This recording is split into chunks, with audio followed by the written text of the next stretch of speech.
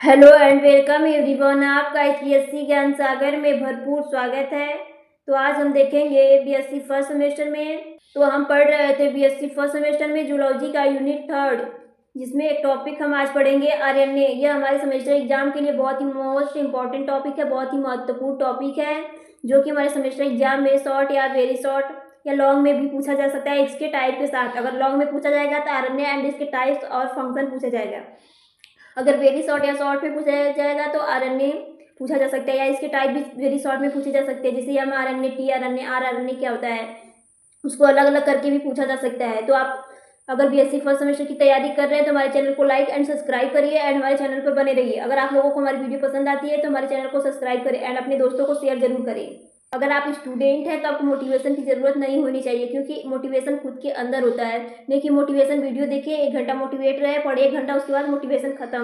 Motivation ऐसा होना चाहिए कि अपने माता पिता को या फिर अपनी घर की स्थिति को देखकर आए कि हमारे घर की स्थिति कैसी है, मेरे माता पिता कितना संघर्ष करके पैसे ला रहे हैं, उससे मोटिवेशन मिलता है हम लोगों को। तो आप लोग ऐसे मोटिवेट हुई अपने घर की स्थिति और माता पिता को देखकर, ना कि कोई मोटिवेशन वीडियो देखिए, 1-2 घंटा पढ़े, उसके बाद बस हो गया। तो आज हम देखते हैं इसी के साथ आरएनए, जिसको हम राइबोस शुगर के नाम से भी जानते हैं। आरएनए जो होता है बैक्टीरिया में अनुवांशिक पदार्थ का कार्य करता है। ये आप लोगों को पता है, जो आरएनए होता है वो बैक्टीरिया में अनुवांशिक पदार्थ के रूप में कार्य करता है। आरएनए हम लोग की बॉडी में भी पाया जाता है। हम लोग को पता होगा कि हम लोग के भी ह्यूमन या फिर किसी में भी सभी जीवों में आरएनए डीएनए प्रेजेंट होता है, जिसके साथ हम देखेंगे कि आरएनए क्या होता है। तो आज देखते हैं आरएनए, जिसे हम राइबोस शुगर भी कहते हैं। यहाँ दिखाया गया है, आप लोग देख सकते हैं, यहाँ लिखा गया है आरएनए और राइबो न्यूक्लिक एसिड। आरएनए और राइबो न्यूक्लिक एसिड भी इसे कहते हैं। Is a fundamental molecule present in nearly all living organism and virus. बताया गया है कि जो आरएनए होता है या फिर राइबो न्यूक्लिक एसिड होता है, इसको राइबो न्यूक्लिक एसिड के नाम से भी जानते हैं और आरएनए भी कहते हैं। तो जो आरएनए होता है यह लगभग सभी जीवित जीवों में, ऑर्गेनिज्म में, लिविंग ऑर्गेनिज्म में पाया जाता है और वायरस में भी। यह सभी जीवों और ऑर्गेनिज्म और वायरस में पाया जाने वाला एक मूलभूत अणु है। इसको हम अणु भी कह सकते हैं। ये सभी जीवों में पाया जाने वाला, लिविंग ऑर्गेनिज्म और वायरस में पाया जाने वाला एक मूलभूत अणु है।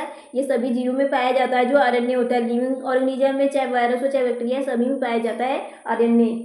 It plays a wide variety of critical roles in the cell, from carrying genetic information to regulating gene expression and even catalyzing biomolecule reaction। यहाँ बताया गया है कि जो आरएनए होता है वह कोशिकाओं में आनुवांशिक जानकारी ले जाने से लेकर जीन अभिव्यक्ति नियंत्रित करने तक काम करता है। जो आरएनए होता है कोशिका में आनुवांशिक पदार्थ जानकारी ले जाता है और जीन अभिव्यक्ति में भी, जीन इंफॉर्मेशन में भी हेल्प करता है, और जैव रासायनिक प्रतिक्रियाओं को उत्प्रेरित करने तक कई महत्वपूर्ण भूमिका निभाते हैं। जो जैविक प्रतिक्रियाएं होती है उनमें भी ये महत्वपूर्ण, जो बायोकेमिकल रिएक्शन होता है उसमें भी ये महत्वपूर्ण भूमिका निभाते हैं। आरएनए जो बायोमोलिक्यूल्स होता है रिएक्शन, उसमें आरएनए महत्वपूर्ण भूमिका निभाते हैं और जीन एक्सप्रेशन में हेल्प करते हैं। और जो अनुवांशिक सूचनाएं होती हैं वह कोशिका में ले जाने का कार्य करते हैं। जो आरएनए होते हैं कोशिका में अनुवांशिक सूचनाओं को ले जाते हैं, जेनेटिक इन्फॉर्मेशन में हेल्प करते हैं। बायोमोलिक्यूल जो जैव रासायनिक प्रक्रियाएं होती हैं उनमें भी हेल्प करते हैं और कई महत्वपूर्ण कार्य करते हैं। यहाँ बताया गया यही आरएनए में।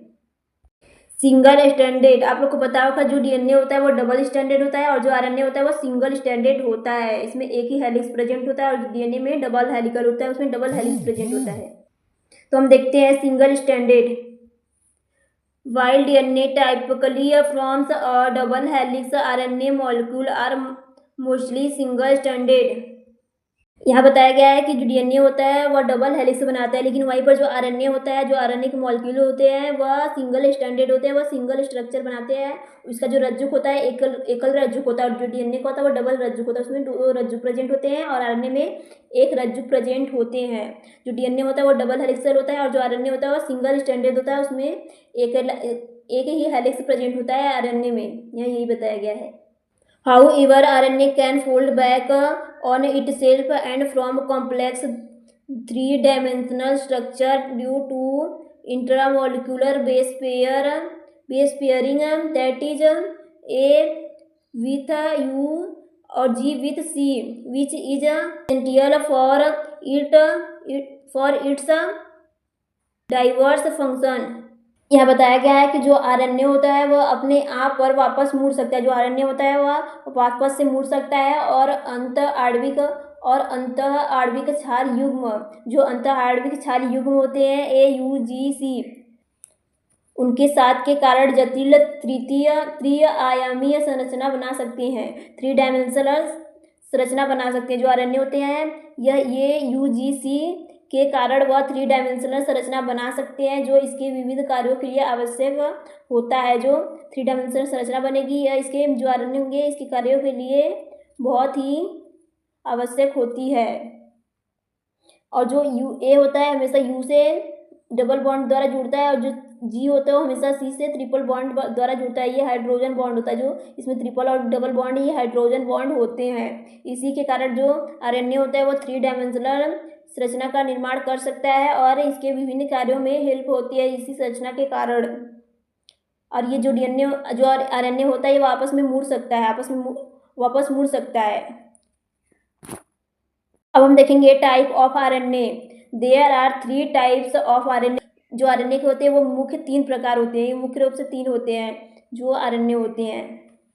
जो आरएनए होते हैं इसके मुख्य 3 प्रकार होते हैं, तो हम देखेंगे। फर्स्ट आरआरएनए, एमआरएनए, टीआरएनए, जिसको हम आरआरएनए को राइबोसोमल आरएनए, एमआरएनए को मैसेंजर आरएनए और टीआरएनए को ट्रांसफर आरएनए भी कहते हैं। आप लोग को पता होगा, आप पिछले क्लासों में पढ़े होंगे आरएनए के बारे में और इसके टाइप्स भी। इसको हम ribosomal RNA, messenger RNA, transfer RNA के नाम से भी जानते हैं। अब हम देखेंगे फंक्शन ऑफ आरएनए, आरएनए के कार्य, function. First helps in protein synthesis. जो आरएनए होता है वो हेल्प करता है प्रोटीन सिंथेसिस में। आरएनए होता है वो प्रोटीन सिंथेसिस में हेल्प करता है, वो महत्वपूर्ण भूमिका निभाता है, उसमें हेल्प करता है प्रोटीन के निर्माण में, प्रोटीन के सिंथेसिस में जो आरएनए होता है।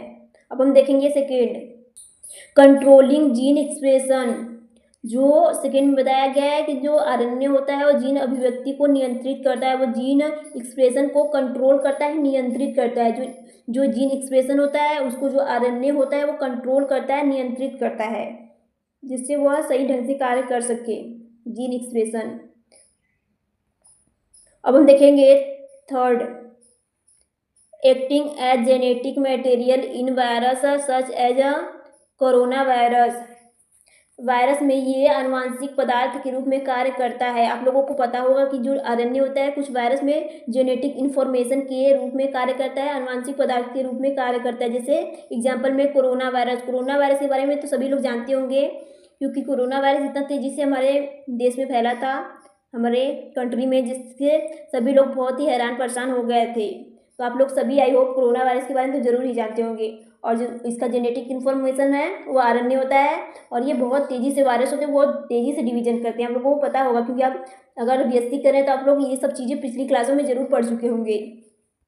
अब हम देखेंगे 4 some RNAs act as ribozymes which are catalytic RNAs that can cleave other RNA molecule influencing gene expression.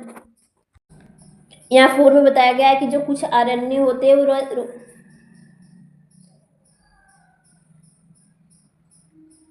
यहाँ बताया गया है कि यहाँ 4 में बताया गया है कि जो कुछ आरएनए होते हैं वो राइबोजाइम के रूप में कार्य करते हैं। जो उत्प्रेरक आरएनए होते हैं, जो उत्प्रेरक आरएनए होते हैं वह आरएनए में राइबोजाइम के रूप में कार्य करते हैं। राइबोजाइम एक एंजाइम होता है, उसके रूप में कार्य करते हैं आरएनए में। जब उत्प्रेरक आरएनए होते हैं तब जो उत्प्रेरक आरएनए होगा तो ये राइबोजाइम आरएनए का कार्य करेगा।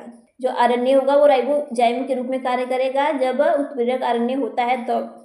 जो राइबोजाइम कुछ आरएनए के रूप में कार्य करते हैं, ये जो अन्य आरएनए अणुओं को विभाजित कर सकते हैं।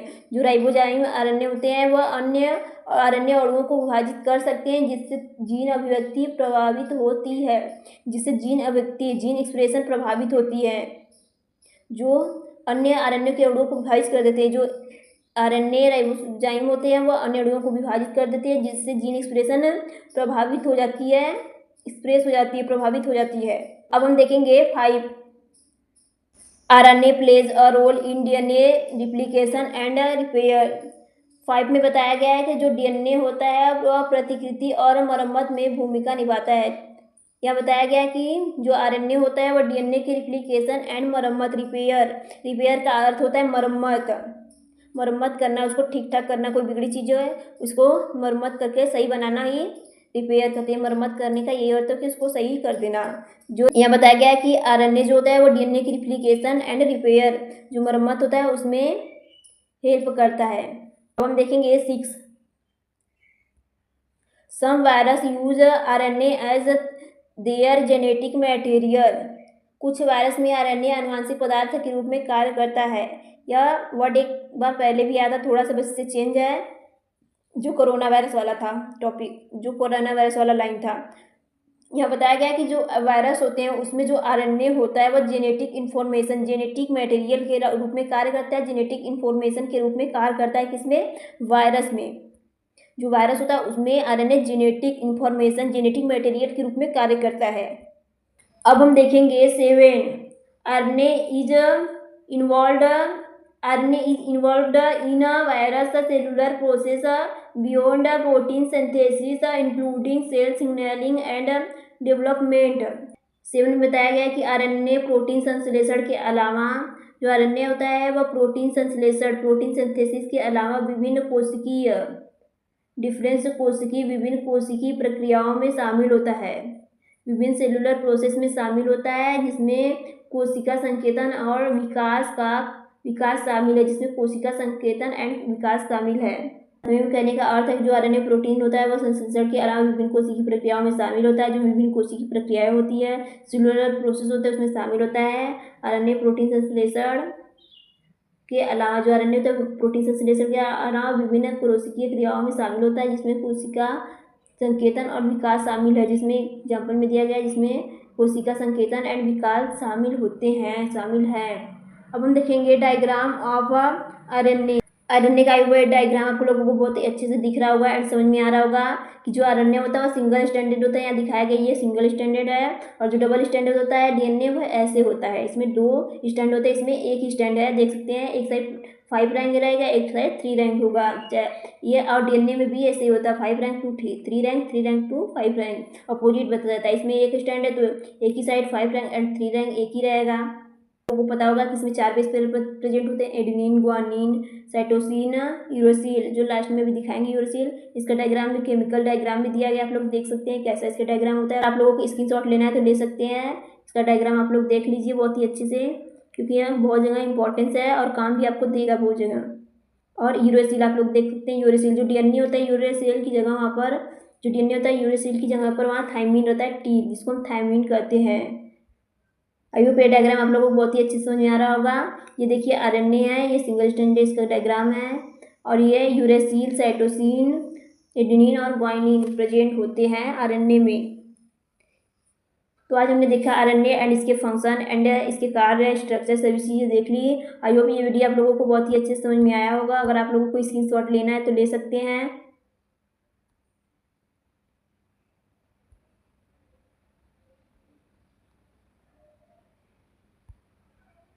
अगर आप लोग बीएससी कर रहे हैं तो बहुत ही अच्छे और मन से ईमानदारी से करिएगा, क्योंकि आपके माता पिता का पैसा खर्चा हो रहा है, पैसा लग रहा है। तो आप इस पढ़ाई से मजाक ना करिए कि आप कॉलेज जा रहे हैं, घूमें और इधर उधर एंजॉय करें, मम्मी पापा थोड़ी घर से देख रहे हैं। तो ऐसा आप लोग नहीं करिएगा, अच्छे से पढ़ाई करिएगा। आपको जैसा बेटर लगे वहाँ से आप पढ़ाई करिए। आप चाहे तो घर रहकर भी पढ़ाई कर सकते हैं और तैयारी भी कर सकते हैं उसके साथ साथ। आप बीएससी कर रहे हैं तो उसके साथ साथ स्किल भी सीखिए, बहुत ज़रूरी है आज के समय में, क्योंकि सभी चीज़ें इंटरनेट और टेक्नोलॉजी पर चलने लगी है।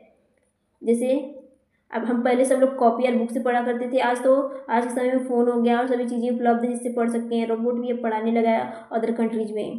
तो आप उन सबसे प्रेरित होइए और अपनी मेहनत और लगन से कुछ अच्छा करिए अपनी लाइफ में। आई होप आप लोग स्क्रीनशॉट ले लिए होंगे। तो आज इस वीडियो में इतना ही। अगली वीडियो आप लोगों को जल्दी प्रोवाइड की जाएगी और जो अगली वीडियो रहेगी उसमें आप लोगों को अरण्य जो 3 टाइप्स के थे इनके बारे में गहन अध्ययन किया जाएगा। जो अरण्य थे 3 टाइप्स के इनके बारे में गहन अध्ययन किया जाएगा एंड बहुत ही विस्तार से आपको बताया जाएगा और उसके फंक्शन और डायग्राम भी आप लोगों को दिखाए जाएंगे। तो आप लोग हमारे चैनल को लाइक एंड सब्सक्राइब करिए एंड हमारे चैनल पर बने रहिए। और आप लोगों को BSc फर्स्ट सेमेस्टर की तैयारी करनी है तो बने रहिए हमारे चैनल पर। इस वीडियो को लास्ट तक जरूर देखिएगा आप लोग, क्योंकि ये वीडियो आप लोगों के लिए बनाया गया है। Thanks everyone for listening me.